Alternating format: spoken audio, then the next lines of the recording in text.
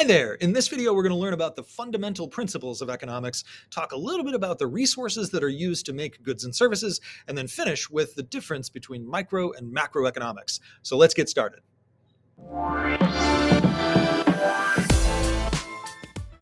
Okay, so in this video, we're going to talk a little bit about the fundamental principles of economics. In other words, what do we study? Like, what even is economics? Scarcity is like the fundamental problem of economics, right? The key question, problem of econ. And what it is that we have unlimited wants, desires for stuff, but we'd say limited resources. So the real central concern of economics is how do we choose, right? What do we choose to do with our time? What do we choose to do with our resources, with our workers, with our natural resources, and so forth? Like if we have to make choices, and that's really what fundamentally economics is about choices. How do we choose?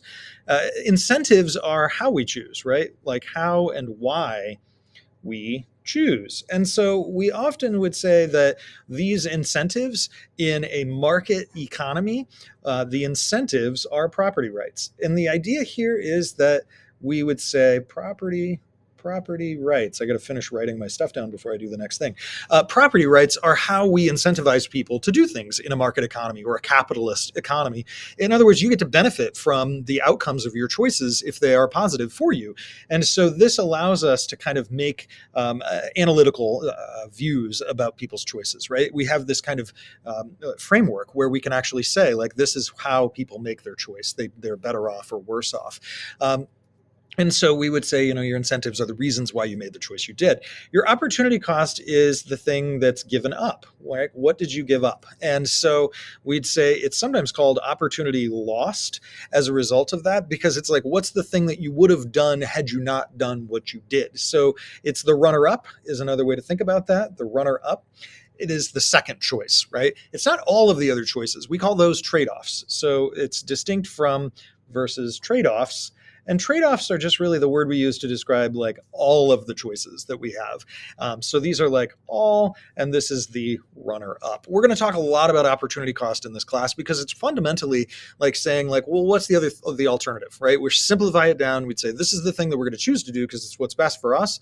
But what's the alternative choice that we could have gone with? And we'll explore more of that later in the next topic. A command economy is the other type of economy. It's really about who decides things and decides like that choice, like who gets to choose what we produce, who gets to choose what we consume, like what we want. And so we would say that individuals make those choices, individuals and private entities like corporations, right? So these people make decisions in a market economy. In a command economy, it's the government. It's a centralized institution, central plan, right? And so we would say that the command economy, the incentives are not as clear. They're mixed. And so it's very difficult for people to make really analytical viewpoints of command economies because it's hard to understand, like, well, should we produce this or that when the government is saying, well, you are going to produce 10,000 pairs of shoes or else. So in this class, we're going to study market economies. And again, centrally to that is this notion that, you have individual and private entities making choices, and those are based on property rights. In terms of like what we're going to make choices with, we're making typically choices with resources. Like we sometimes call these the factors of production. These are the things used to make, right, to make products. And so we're going to have like what we call product markets, which are goods and services, things that we buy, like this pen and this shirt and these eyeglasses. Those are goods and services, right? You go get a haircut, but we use resources to produce those things. And so there are really four factors of production or resources that we're going to learn about. Land is the natural resource. That's a pretty easy one. Most students get it pretty well. Natural resource. I just kind of abbreviated there. Natural resources. Examples would be things that come directly from the land. Timber, oil, coal, water is sometimes given that as a land resource. Literally the physical, right? The physical land property. So we would say, like, if you're going out and you're purchasing land in order to construct a building, we would say that that's the land resource. Labor are your workers. Most students, again, don't seem to have any trouble with that. That would be Dr. Glassinger. Do any of you have part-time jobs? If you have a part-time job, you're a labor resource. Capital are the everything else. And I'm gonna talk about the fourth thing in a second. I dropped it off of here, but I'll mention it. Everything else. But what we really mean by everything else are the machines. It's the machines, the tools, and the buildings, right? The buildings that are used to produce other things. And so that's actually the example for that. So, for example, if you're Farmer Gloss and you're going out there and you're on your tractor and you're farming soybeans, well, the actual plants that are growing out of the ground is your land resource. Farmer Gloss himself, with his cute little hat and his, his flannel plaid shirt, all of that is the labor resource. I guess the shirt is not really part of labor, but anyways, I'm painting a picture for you. And the capital is the tractor, right? The grain silo, that's also the capital. All of the tools, machines, and buildings that are used to produce things, that's capital. The last thing that sometimes is given as an example of a factor of production is entrepreneur. Oh boy, that's a hard one to spell. Entrepreneurship.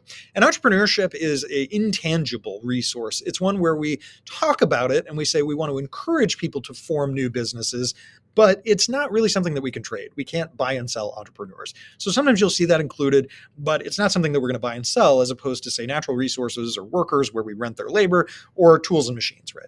Now, the last thing in today's lecture is the difference between micro and macroeconomics. This is obviously small econ and big econ.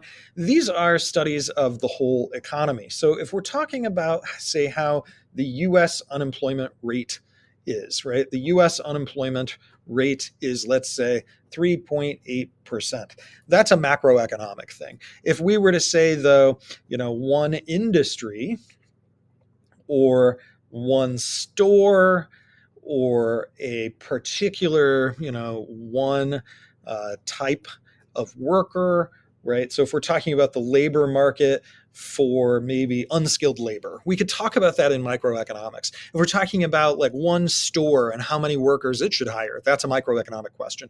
If we're talking about how many pieces of fudge should you eat, that's a microeconomic question. If we're talking about the whole economy, though, that's going to be a macroeconomic question. There is obviously some overlap in between the two. We're going to do lots of practice that helps you distinguish between those. So hopefully you understand a little bit more about the fundamental problems of economics, the fundamental problem being scarcity, some of the ideas about resources, and then the difference between micro and macro. I'll see you next time.